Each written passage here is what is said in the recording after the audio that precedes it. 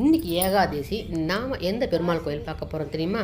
நம்ம 108 திவ்ய தேசங்களில் ஒன்றான ஸ்ரீ காய்ச்சின வேந்த பெருமாள். இது திருநெல்வேலியில் இருக்குது. உங்களுக்கு இது நவஸ்தலங்களிலும் ஒன்றா இருக்கும். புதன் ஸ்தலமாகும். நலன் தரும் ஆலயங்கள் வரிசையில் இன்றைக்கி நம்ம நவ திருப்பதியில் திருப்புளியங்குடியில் எழுந்திருக்கும் ஸ்ரீ காய்ச்சின வேந்த பெருமாள் ஆலயத்தை பார்க்க போகிறோம். இந்த கோயில் இந்திரனுடைய பிரம்மகத்தி தோஷத்தை நீக்கிய ஸ்தலம் ஆகும். இது புதன் ஸ்தலமாகவும் இது கருதப்படுகிறது. பெருமாளுடைய மங்களாசாசனம் பெற்ற 108 திவ்ய தேசங்களில் இது 83வது திவ்ய தேசம். இந்த கோயில் இது உங்களுக்கு தாமிரபரணியுடைய ஆற்றினுடைய வடகர பகுதியில் அமைந்திருக்குது. மூலவர் பூமி பாலகராக இருப்பார். அருமையாக அனந்த சயனத்தில் படுத்திருப்பார். பூதேவி ஸ்ரீதேவி மாதிரி இங்கே 2 நாச்சியாருக்கு மலர் மகள் நாச்சியார், பூமகள் நாச்சியார் அப்படி 2 தாயார் கருவறையிலே இருப்பாங்க.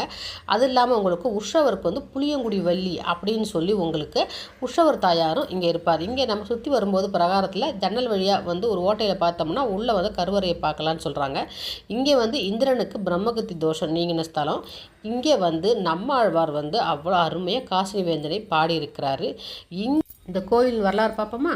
வரலாறு சொல்லும்பொழுது நாராயணன் ஒரு முறை திருமகளோடு தனித்து உலாவதை கண்ட பூமி தேவி ரொம்ப வருத்தப்படுறாங்க. அப்போ வருத்தப்பட்டு பாதாள லோகத்துக்கு போயிடுறாங்க. உடனே திருமாலும் ஸ்ரீதேவி சென்று சமாதானப்படுத்தி பூமி தேவியை மேலே அழைச்சிட்டு வர்றாங்க. பாதாள லோகம் சென்ற களைப்பு தீர பெருமாள் கருவறையில் இப்படி தான் அனந்த சயனில் இருப்பார். பெரிய உருவம். ஸ்ரீதேவி பூதேவி அவனும் பெரிய உருவமாக இருப்பாங்க. அதை சுற்றி நம்ம பார்த்துட்டு வெளியே வந்தால் ஆழ்வாராதிகள் அப்படின்னு சொல்லிட்டு ஆழ்வார்கள் எல்லாம் வரிசையாக இருப்பாங்க. அது இருக்கும். பூமி தேவிக்கு அருளியதால் பூமி பாலக சேத்திரம் அப்படின்னு இதுக்கு பெயர் இருக்கிறது. கோயில் அவ்வளோ அருமையாக இருக்குங்க. பாண்டியர் கால கட்டடக்கலை அவ்வளோ அருமையாக இருக்குது. நாங்கள் உங்களுக்கு ஃப்ரண்ட்லேயே அகத்திக்கீரெல்லாம் வச்சு பசுமாட்டை கொடுப்பாங்க. அது நுழையும் போதே பசுமாடாக தான் வெளியே இருக்கும். ஒரு கிராமத்துக்குள்ளே இருக்கிற ஃபீலிங் தான் இருக்கும். இங்கே இருக்கிற பட்டாச்சாரியார் உங்களுக்கு அவங்க வீட்லேயே பண்ண பலகாரங்கள்லாம் வெளியில் வச்சு அவர் சேல்ஸ் பண்ணுறாரு. ரொம்ப அருமையாக இருந்துச்சு. நான் முறுக்கு அதிரசம் எல்லாம் நான் வாங்கினேன்.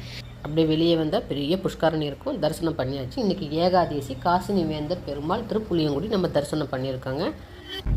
காசினி